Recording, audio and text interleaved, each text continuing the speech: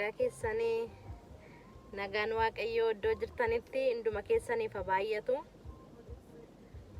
Namoonni YouTube koo kanaaf haaraa taatan yaani Fitsumin jedhama. Nagaan iddoo jirtanitti isiniif haa ta'u jechuun jaalladha. Yesus Kristos bara baraan gooftaadha. Haalarratti hundaa'ee nama jaallatee haalaan ilaalee kan nama hin buusne Yesus Kristos bara baraan jiraataadha. Obboloota koo arramoo gara keessanii dhufuu kan hin jaalladhee fi sagalee waaqayyoo keessaas iddoo tokko dubbiseenanii isinii wajjiniin waaqayyoon galateeffachuu barbaade, waaqayyoon kadhachuu barbaade. Dhugaadha. Haalli fi yeroon dhaabbii namaa kennaan jiru. Biyyi keenya dhiphina keessa jira. Jireenyi keenya dhiphina keessa jira. Garuu sagalee waaqayyoo immoo yeroo hundumaa nama jajjabeessa jechuudha kana keessatti. Yeroo nuun abdii kutannutti, yeroo nuun dhiphannutti, yeroo nuun yaaddoofnutti sagaleen waaqayyoo immoo nu jajjabeessa jechuudha. Abdiin keenya yoomiyyuu waaqayyoodha. Garaa keenya utuu hin kutatini, abdii keenya utuu hin kutatini Kiristoositti abdii qabaannee yeroo dhaabbannu immoo baay'ee waaqayyo gooftaan nu gargaara. Maaliif dhugaadha, dhiphina guddaadha kan biyya keenya keessatti adeemsifamaa jiru. Yaaddoo guddaadha. Dhalli namaa akka horiitti yerootti du'aa jirudha. Yeroon kun jechuudha. Maatiin keenya, lammiin keenya dhiphina guddaa keessa yeroo isaanitti jiranidha. Nunis kuni nutti dhaga'ama. Amma nama tokkotti waa'een isaanii garaa keenya nu raasa jechuudha. Garuu waaqayyo immoo haalota kam keessatti waaqeffama. Isaaniifis waaqayyoon kadhachuutu nurra jira jechuudha. Ofii keenyaafis maaliif yaadaan isaan duukaa dhiphannaa. Utuu achi isaan dhiphatanii biyyi keenya nagaan qabaatanii keessi keenya addanaas nuyi nagaan argannu jechuudha. Kanaaf yeroo nutti dhaga'amu immoo waaqayyoo keenya duratti kufne waaqayyoon araara kadhachuu, waaqayyoon saba keenya akka inni miidhama keessaa baasuuf amma yoomiitti waaqayyo saba keenyaan inga akka jedhuuf immoo nuyi dhaabbannee kadhachuutu nurra jira jechuudha. Waaqayyoon maqaan waaqayyoo bara baraan galateeffamu. Yesus Kristos bara baraan gooftaadha. Mootonni gurguddoonni dhugaa namaa jallisuu danda'u, irree namarra kaa'achuu danda'u, nama miidhuu danda'u. Garuu madaalli inni sirrii fi inni dhugaanii ilma waaqayyoo Yesus Kristos hirka jira jechuudha. Waan goonu biyya lafarratti hundumaa, ammeenya goonu, gaarii goonu hundumaa safaraan kan nuun harkaa fudhannu nama dhuunfaa yookaan nama akka keenya harkaatu hin taane waan goonu biyya lafaa kanarratti kan nuun harkaa fudhannu gatii keenya yeroo dhumaa jechuudha. Waaqayyoo isa jiraataa sandumaa danda'u hirkaati jechuudha. Namarratti daba yoo goone irra ta'e, gaarii yoo goone irra ta'e qodaama safarre sanaan deebisnee kan nuun fudhannu. Ani wanti amma yoonaayyuu jireenya koo keessatti gaaffii natti ta'u namni maaliif wal ajjeesa? Namni maaliif wal dhiphisa? Namni maaliif gidiraa keessa wal gasha? Namni maaliif wal dadhaba? Isa kanadha anatti gaaffii kan ta'u jechuudha. Yesus Kristos bara baraan gooftaadha. Namni jireenya ammamii isa jiraatuuf jedhee waa'ee jireenya biyya lafaa isa ammam jiraatu fedhee namni wal dhiphisa, wal ajjeesa. Lafa keenya irratti dhaabbachuu hin dandeenye kun jechuudha. Lafa keenya irra dhiigni dhangala'u kun, dhiigni qulqulluun dhangala'u kun dhaabbachuu hin dandeenye. Garuu isa kanaaf immoo waaqayyoodha furmaanni. Nuyi warri Kiristoosiin beennu, nuyi warri abbaa nagaa ta'e, abbaa dhugaasa ta'e, abbaa firdii qajeelaasa ta'e Kiristoosiin warri amanannu waaqayyoo keenya waammachuudha jechuudha. Yeroo kana yeroo gidiraa keessatti, yeroo dhiphinaa keessatti waaqayyoo waammachuudha ooluudhaaf. Saba koo oolchi, anaanis na oolchi. Gadda garmalee saba koo oolchi jennee yeroo kanatti immoo jabaannee waaqayyoon kadhachuudha jechuudha. Nu warri Kiristoositti waamamne, nu warra nagaasa ta'e, warra waan hundumaatti karaasaa ooluu akka danda'amu amannee kara Kiristoositti dhiyaachuudha. Yeroo kana fuula isaa barbaadachuudha. Maaliif namni erga uumamee abbaan ofiisaan jooree erga hin jiraata ta'e namni maaliif rakkina maaliiti? Namni maaliif wal ajjeesa? Namni maaliif wal irratti ka'a? Namni maaliif wal dhiphisa? Biyya keenyarraa kuni deebi'uu hin dandeenye jechuudha. Kun wanta dhiyoo yookaan kaleessa dheengaddaa utuu hin taane jaarraa lakkoofsisee bakka garbummaan akkasii kuni saba keenyarra jechuudha. Akkuma sabni Israa'elii biyya Gibxi keessatti gidiraa isaanii argaa turanii, warri biyya Gibxi hojjechiifachaa turanii, ergachaa turanii, gidiraa irra geessisaa turan. Waaqayyo garuu saba Israa'elii fi yeroo ka'ee biyya tokko abdachiise. Innis immoo Kanaan biyya dammaa fi aannan yaasu biyya sanadha kan inni abdachiise. Biyya sanatti immoo warri amanatan, warri abdiidhaan eeggatanii jedhanii Kanaan sana bira ga'an jechuudha. Kanaaf nuunis abdiidhaan bakka obsinee qorumsa mamii yoo jiraate obsinee kadhannee isa Waaqayyo nuun jedhe bira ga'uudhaaf cimuun nu barbaachisa jechuudha. Kanaaf ani gadda keessa koo jiru dubbachuun barbaada, dhugaadha. Yeroo social media irratti in argina, waan adeemsifamu in argina. Ijoollee waggaa 10, ijoollee waggaa 7, waggaa meeqaa bakka armee mucaa tokko faama dheengadda gaafan argu harkasaa kanarra yeroo rukutan harkisaa kun qaatarraa buuf jedhe, inni tokko immoo mataasaa kana rukutanii mucaan waggaa 7, waggaa 8, waggaa 10 ijoollee akkasiiti jechuudha. Haadhi fuutee mataansaa irraati already rukutameera, garuu akkasittiin haadhi fuutee fiiddi. Lafa keenyaaf amma yoomiitti kuni? Dhiphinni kun amma yoomiitti? Gidiraan kun amma yoomiitti? Saba keenya yaadatu Waaqayyo. Iddoo jirtanitti Waaqayyoon kadhadhaa, Waaqayyoon waammadhaa. Bakka wanta jedhani nama dhabsiisa. Maaliif keessa namaatu bakka dhiphata, keessa namaatu waraanama. Baay'ee kuni waan kana nama jechisiisu mine jechuudha. Garuu Waaqayyo gooftaan abbaa firdii qajeelaati. Miizanni namaa wal caaluu danda'a. Haadhillee dhaltee dhala ishee irratti jaalalaan yookaan immoo waan ta'e tokkoon wal caalchisuu dandeessi. Garuu mootummaa miti jechuudha. Kun immoo Waaqayyo biratti fudhatama hin qabu. Nama matee jiru namni miizana jallisa, dhugaa jallisa. Garuu abbaa firdii qajeelaa dhugaadhaaf inni dhaabatu moo Kiristoos teessoo irra jira jechuudha. Mucaan kuni mucaan dheengadda du'e kuni dhugaansa utuu hin bahinii kan du'eerra, kan dhiphateerra muka qaldii godhanii yeroo isaan itti dhugaa mucaa kanaa balleessanis garaa nama nyaataa.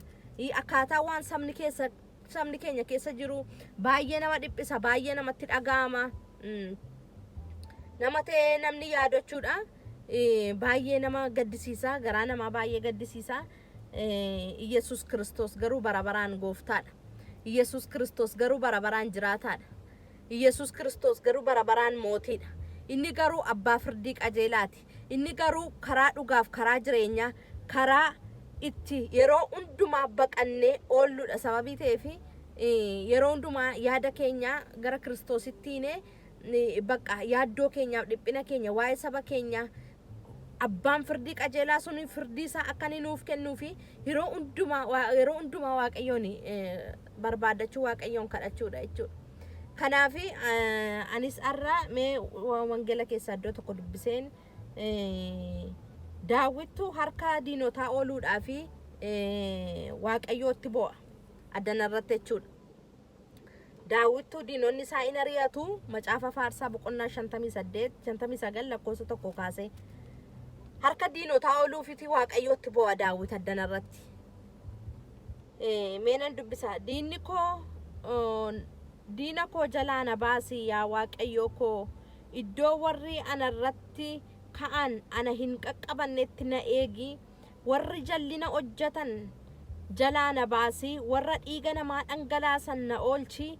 ilaa isaan lubbuu koo baasuudhaaf riphanii ana eeggatu animmoo namatti hin darbine yookaas iyyakkine yaa Waaqayyo warri humnaan namatti agarsiisan garuu anarratti wal ga'anii ani balleessa hin qabu isaan immoo anatti fiiganii dhaabbannaa in tolfatu kai anatta deemi anas ilaaleedha Daawit addanarratti warra dhiiga namaa dhangalaasanidha Daawit addanarratti warra dhiiga namaa dhangalaasan lubbuu koo baasuudhaaf maal godhuedha riphanii na eeggatuedha kanaafi arra biyya lafaa kanarratti biyya keenya keessatti warri riphanii nama eeggatan warri dhiiga namaa dhangalaasan warri dhiiga qulqulluu dhangalaasan warri nama jeesuudhaaf nama eeggatan baay'eedha kanaafi kana ooluudhaaf immoo eenyutti iyyate Daawit Waaqayyootti iyyate na oolchi jedhe baqa maaliif humnaan qabu dudduubaan dhufee tokko ajjeesuu hin danda'a fuulduraan itti dhufee ajjeesuu hin danda'a garuu wanta tokko beeka Daawit Waaqayyoon yoo kadhate Waaqayyo oolcha akka ta'e isa fuulduraan itti dhufusa dhokatee dhufus immoo oolchuu akka danda'u beeka kanaafi gara eenyutti iyyate Daawit gara Waaqayyo isa jiraataatti iyyate jechuudha gara isa hundumaa danda'utti iyyate jechuudha gara isa da'oo isaatii isa guyyaa tokko isa salphisee hin beekne isa qaaneessee hin beekne harka isaa irratti kufee harkisaa kan isan buusne Daawit amanatee gara eenyutti boo'e Daawit gara Waaqayyootti boo'e na oolchi jedhe warra dhiiga dhangalaasan irraa warra lubbuu koo baasuuf riphanii na eeggatan jalaa ana baasi jedhe Daawit kanaaf Waaqayyo gooftaan warra dhiiga namaa dhangalaasan warra riphanii nama eeggatan jalaa saba keenya akka baasuuf galgala kana Waaqayyo gooftaan saba keenya gargaaru gara saba keenyaa dhaqu saba keenya millatu Waaqayyo ingaatti na jedhu haadhiyyeessaa bo'aa jirti haadhiyyeessaa mimmaantu dhangala'aa jira haadhiyyeessaa tu dhalee dhalashee dhabaa jira guddifattee bor nama ta'ee bor na gargaara iddoo isheen jettutti abdii isheetu irraa fudhatamaa jira haadhiyyeessaa bo'aa jirti yeroo kana kanaafi Waaqayyo saba keenya gargaaru kanaaf Waaqayyo lafa keenya gargaaru ingaa jedhu Waaqayyo isa riphee nama eeggatee nama ajjeesu isa riphee nama eeggatee dhiiga namaa dhangalaasu isa mul'atee dhiiga namaa dhangalaasu irraa Waaqayyo saba keenya eegu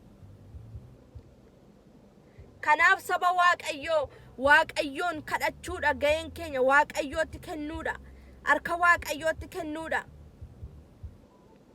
yeroo kana sabni keenya dukkana keessa jira garatti galagalu wallaaleera abdiis dhabeera inni kaan waan nyaatee bulutuun qabaatin dhiphinaan gidiraadhaan kun immoo irratti dabalame utuu dhukkuba baraa keessa deemuun isaaniif yaaddoofnu inni isa caalu inni manatti dhaqee isaaniin ajjeesu meeshaa isaa amanatee meeshaa jabanaa amanatee meeshaa farkaa qabu amanatee aboosaa amanate aangoosaa amanate inni saba keenya cunqursummoo irratti dhufe kanaafi Waaqayyo gooftaan saba keenyaaf akka ka'uuf Waaqayyo gooftaan saba keenya akka gargaaruuf Waaqayyo gooftaan gara saba keenya akka goruuf inni saba Israa'eliin Gibxi keessaa baasee biyya aannaniif damma yaasutti isaan galche Waaqayyo gooftaan inni gaafasii arras Waaqa saba cunqurfamaniif saba gadi qabamaniif saba irreen diinaa irra taa'eefi Waaqayyo in falma Waaqayyo abbaa firdii qajeelaati Waaqayyo abbaa firdii qajeelaati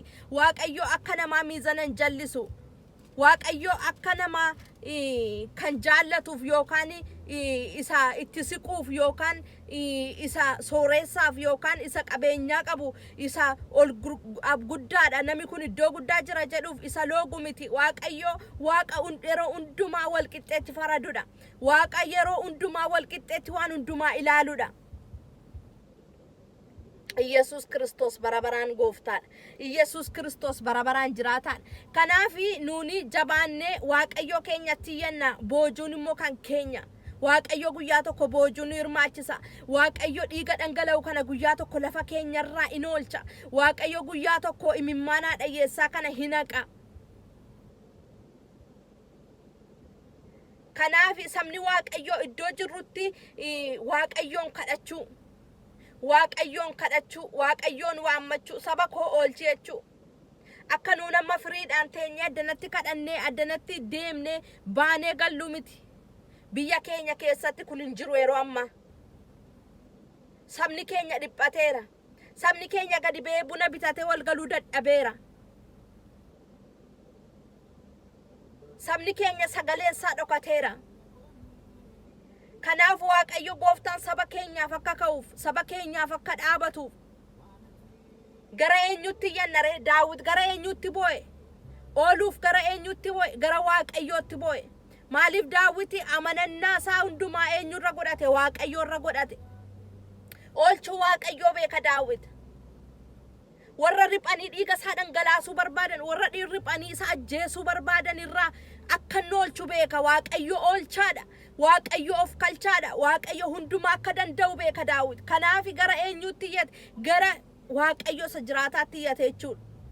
Na oolchi jedhe bakka warra riphanii dhiiga koo dhangalaasuu barbaadan, warra riphanii na ajjeesuu barbaadan jala ana oolchi jedhe Daawit. Yesus Kristos bara baraan gooftaadha. Yesus Kristos bara baraan jiraataadha. Kanaaf saba Waaqayyootti kan waamamtan, dhugaadhaaf kan dhaabattan, miizanatu hin jallisin.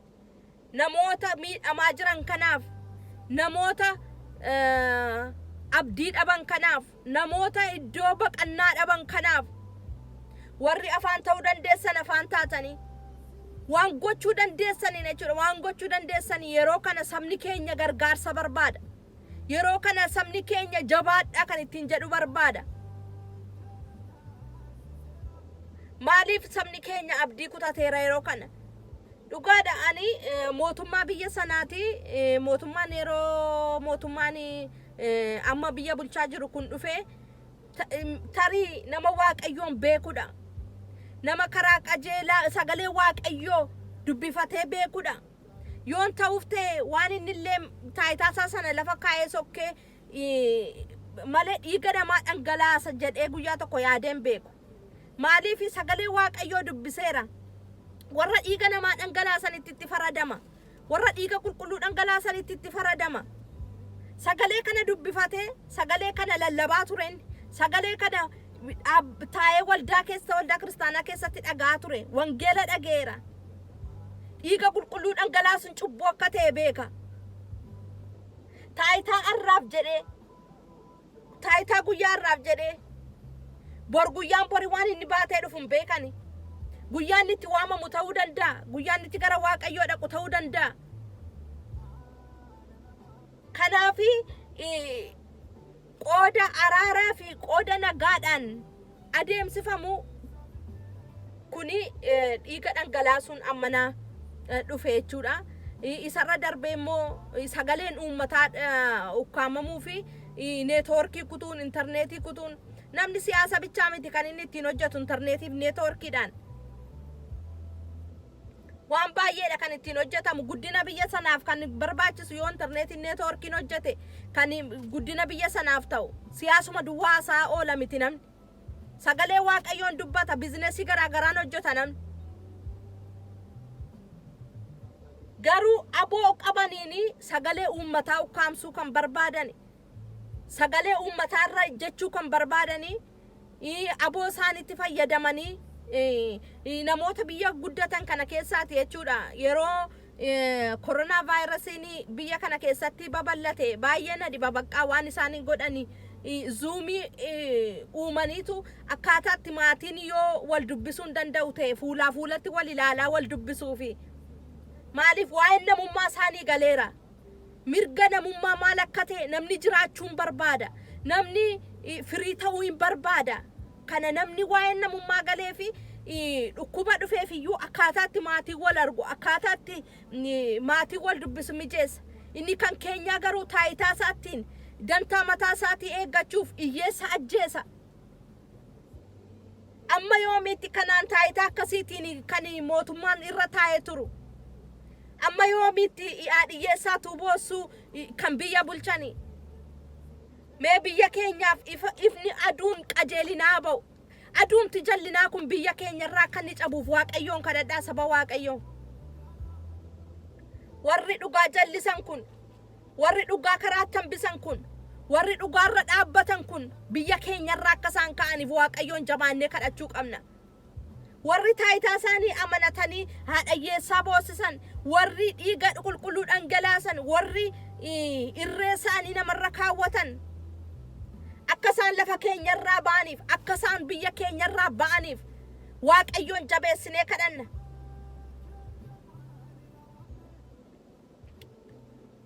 Gaafa mootiin dide abboomamuu qalbii isaaf yaada isaa keessaa fuudhee kan marga nyaachise Waaqayyo arras Waaqa keenya. Namoota abboomamuu didan ittiin dhufa Waaqayyo. Namoota sagalee Waaqayyoo dhaga'uu dadhaban, namoota haadha hiyyeessaa yeroo hundumaa boosisan, namoota yeroo hundumaa dhiiga qulqulluu dhangalaasanitti Waaqayyo hin dhufa. Kanaaf anarra carraa argadhee Waaqayyo na gargaaree iddoo kana taa'ee akkan dubbadhuuf Waaqayyo na gargaareera. Kanaaf inan dubbadha. Warra dhiiga namaa dhangalaasanitti Kiristoos hin dhufa. Warra haadha hiyyeessaa boosisanitti Waaqayyoon dhufa. Warra gadi nama qabanitti Waaqayyoon dhufa. Jabaadha, ammayyuu saba Oromoof abdiin jira. Saba koo saba dhiigisaa dhangala'uuf abdiin jira. Saba koo saba miidhameef abdiin jira. Nan jedha sabni koo ammayyuu abdii qaba. Yesus Kristos barabaraan gooftaadha. Yesus Kristos barabaraan jiraataadha. Inni falmu, inni abdii namaa ta'u, inni barabaraan jiraatu Waaqayyoon keenya saba keenyaaf hin falma, abdiin kutatinaa. Ammayyuu saba keenyaaf Waaqayyo abdii qaba. Ammayyuu saba keenyaaf abdiin jira. Nan jedha qilleensa kanatti nan hima, baratti nan hima, namootatti nan hima, namoota na dhaggeeffatanitti nan hima. Saba keenyaaf ammayyuu abdiin jira. Akka dhiigi dhangaleetti nafu, akka boo'etti nafu sabni koo, akka boo'etti nafu sabni koo. Waaqayyo ifa aduu qajeelinaa tokko, ifa aduu sirrii tokko, isa saaf dhaabatu, isa saaf dhugaasaa falmu Waaqayyo biiftuu qajeelinaa tokko saba koof hin baasa. Kuni waggoota 100 irra lakkoofsiseera saba koor. Ergan dhaladheessisuma kanan argaa guddadhe. Dhiigi namaatu dhangala'u, yeroon elementarii barus dhiiguma namaatu dhangala'a. Yeroon guddadhee of arges dhiiguma namaatu dhangala'a. Arras dhiiguma namaatu dhangala'a biyya sana keessa. Waaqayyo gooftaan isaan eeyfatu. Warra dhiiga dhuguuf ba'e, warra ramadamee ba'e, warra saba kana cunqursuuf ba'e, maqaa gooftaa Yesus Kiristoosiin itti baana. Dura dhaabbanna. Yesus Kristos guddaadha. Kanaaf abdiin kutatinaa isiniin jechuun barbaada. Daawiti yeroo sodaatetti gara eenyutti gara Waaqayyootti boo'eedha. Na oolcheedha, warra riphee na eeggatuudha, warra riphee dhiiga koo dhangalaasuu barbaadu, warra na ajjeesuu barbaadan jala ana baaseedha, ana oolcheedha Daawit Waaqayyoon. Waaqayyo immoo oolchaadha. Waaqayyo gargaaraadha. Yaaddayinaa, hin gaddinaa, hin sodaatinaa. Ammayyuu saba koof abdiin jira. Ammayyuu saba Oromoof abdiin jira. Yesus Kristos barabaraan jiraataadha. Kanaaf firdii qajeelaa inni kennu Waaqayyoodha. Firdii namaa jallachuu danda'a. Firdiin moototaa jallachuu hin danda'a. Garuu abdii tokko qabna nuuni firdii qajeelaa inni kennu Kristos Yesus teessoo isaarra jira. Kanaaf arrayyuu nan jedha, ammas dabalee nan jedha, saba Oromoof abdiin jira. Wanta tokkotti abdiin kutannu, waan nu kaffalchiisuu malaa kaffallee, wanta nu baasisuu malaa baasnee dhaabbanne, abdii Waaqayyo isa amanamaa, isa jiraata, lafanni jedhe sana ga'uuf sabni koo dhaabbatee abdii isa barabaraa eeggachuu qaba. Yesus Kristos barabaraan gooftaadha. Kanaaf kana keessatti yaadi keenya kan cabnee fi yeroo kanatti yoo aarrellee cubbuu kan hojjennee fi Waaqayyo gooftaan nu haa gargaaru. Dubbannaa arraba keenyaatiin madaallii wal caalchisuudhaan illee akka waan biraa keessa galleef Waaqayyo hunduma keenya gargaaruun jedha. Yesus Kristos jiraataadha. hunduma keessan waaqayyo eebbisu waaqayyo sinii wajjina ta'u kanaafi saba koo Oromoof abdiin jiraachuun barbaada.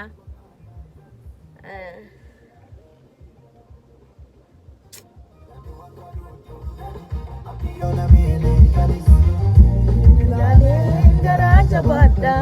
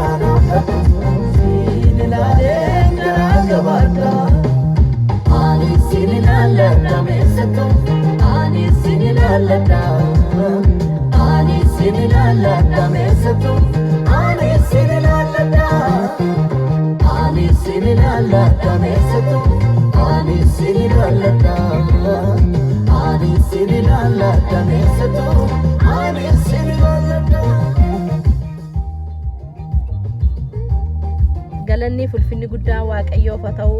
Nuyi waaqayyoon ilaallanna eessattuu abdii keenya sarara kaawwannaa. Waaqayyo gooftaan waan na wajjin turtanii fi baay'ee isinaa eebbisuun isinii jedha. Baay'ee galatoomaa. yuutuubiin koo Fitsum Mucaa Yesuus kan jedhudha. Laayikii godhaa, sheerii gochuu, sabskraayibii gochuun sagalee koo kana hunduma biraan ga'aa isiniin jedha. Eebbifama.